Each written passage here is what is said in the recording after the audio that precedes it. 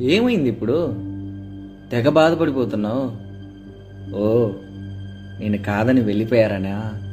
పోతే పోనీలే, ఏమైంది ఇప్పుడు? అరే, వాళ్ళకి నచ్చినట్టు వాళ్ళు బతికినప్పుడు నీకు నచ్చినట్టు నువ్వు బతుకు. నువ్వు లేకుండా వాళ్ళు బతికినప్పుడు వాళ్ళు లేకుండా నువ్వు ఎందుకు బతకలేవు? ఆ? అంతేగాని వాళ్ళ కోసం నువ్వు ఫీల్ అయిపోయి, హర్ట్ అయిపోయి, తెగ బాధపడిపోయి హెల్త్ ఎందుకు ఖరాబ్ చేసుకుంటావు? నీ గురించి నువ్వు ఆలోచించు. నీకంటే ఒక లైఫ్ ఉంటుంది కదా, అంతే కదా? మనకు నచ్చినట్టు మనము బతకాలి బాసు. అప్పుడే మనం హ్యాపీగా ఉంటాం.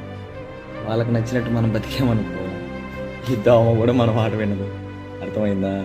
సో మనం హ్యాపీగా ఉండాలంటే మనకు నచ్చినట్టే ఉండాలి.